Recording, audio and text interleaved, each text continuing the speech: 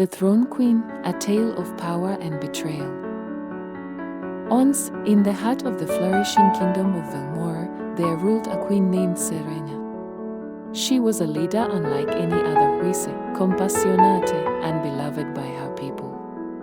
Her reign had brought prosperity and peace, and under her guidance, Velmora blossomed into a beacon of harmony and wealth. But the crown she wore was not without weight, nor was the throne without its dangers.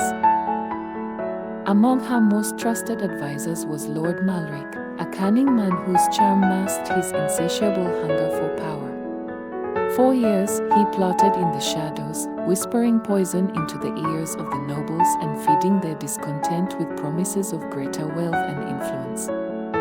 He painted Serena's wisdom as weakness and her compassion as a liability. Slowly, he sowed the seeds of betrayal. The overthrow of Queen Serena. On a fateful night, when the moon hung high and full in the sky, Malric made his move. Under the guise of a royal council meeting, he lured Serena to the grand hall. The room, usually filled with loyal advisors and trusted allies, now held traitors whose loyalty had been bought with gold and false promises. Queen Serena, Malric began with a mocking bow. Your reign has been long, but it is time for change. Velmora needs a leader of strength, not sentiment. Before Serena could respond, guards, her own royal guards, turned their swords toward her. Betrayed and outnumbered, Serena was forced to surrender. Stripped of her crown and title, she was cast out of the palace and banished to the Whispering Forest, a place shrouded in darkness and known for its treacherous paths. The journey of resilience.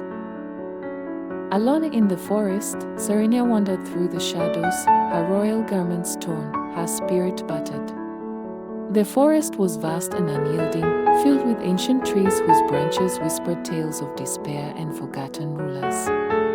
Every step was a reminder of her loss, every breath a struggle against the bitterness that threatened to consume her. For days, she survived on wild berries and the murky water of forest streams.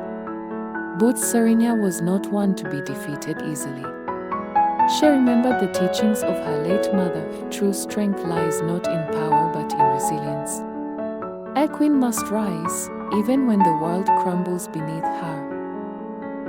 One evening, as she rested beneath the great oak of Eldra, a symbol of endurance and wisdom, she heard the faint sound of laughter and voices. Following the sound, she stumbled upon a hidden village, nestled deep within the forest, a place untouched by the kingdom's reach. Revival of Emberwood, a tale of hope and resilience.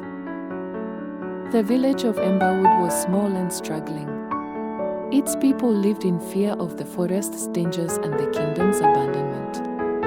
Crops failed, children fell ill, and hope had long since withered. Seeing their plight, Serena made a decision. She would help them, not as a queen, but as a fellow traveler. At first, the villagers were wary of the mysterious woman who arrived from the shadows. But Serena's wisdom and kindness soon won their trust. She taught them how to cultivate the land, purify water, and defend themselves from the dangers lurking in the forest. She healed the sick with herbal remedies and inspired the villagers with stories of hope and resilience. Under her guidance, Emberwood began to thrive. Fields turned green, children's laughter filled the air, and a sense of community and strength returned to the village. Serena found solace in their success and, for a time, she considered staying, leaving her past life behind. Serena's journey to reclaim her throne. The call to return. But destiny had other plans. On a day, a traveler from Velmora arrived in Emberwood, seeking refuge. His tales of the kingdom's plight shattered Serena's peace. Under Malric's rule, Velmora had fallen into chaos. The once prosperous land was now riddled with corruption and despair. The people suffered under heavy taxes, and rebellion brewed in the shadows. The villagers of Emberwood, who now knew of Serenya's true identity, urged her to reclaim her throne. "You are the Queen Velmora needs," they said. "You have shown us what true leadership is. Now, show your kingdom." With a heavy heart but newfound strength, Serena accepted her fate. She gathered her allies, villagers who had once been farmers, now warriors of resilience, and prepared for the journey back to Velmora. The Return of Serena, a tale of resilience and unity. The journey to Velmora was perilous, but Serena's determination was unwavering. When she reached the gates of the capital, she found the city in ruin. Streets once filled with vibrant markets were now deserted, and the palace that once stood as a symbol of hope was shrouded in darkness. Serena and her allies entered the palace under the cover of night. Confronting Malric in the grand hall where she had once been betrayed, she stood tall, no longer the queen who had been cast down but a leader forged by adversity. "Malric," Serena's voice echoed through the hall, "you took my crown, but you could never take my spirit. Your reign of greed ends tonight." A battle ensued, not of swords alone, but of loyalty and justice. Serena's allies, fueled by the hope she had given them, fought fiercely.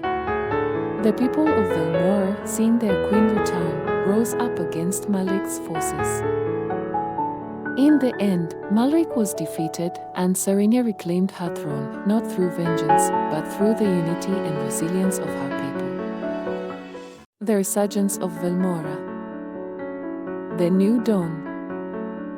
With the dawn of a new day, Velmora began to heal. Serena, now wiser and more compassionate, ruled not from a place of power but from a place of service. She opened the gates of the palace to her people, ensuring their voices were heard and their needs met. The village of Emberwood became a symbol of hope and resilience, its people honored for their role in the kingdom's restoration.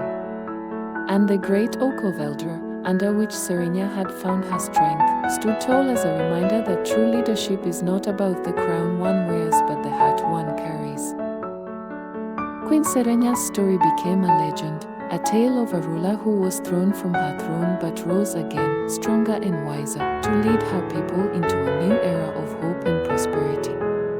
Uhila, the legendary Oak of Eldra, stands as a testament to true leadership. And so, Velmora flourished once more, under the reign of the queen who was thrown but never defeated. The Throne Queen had returned.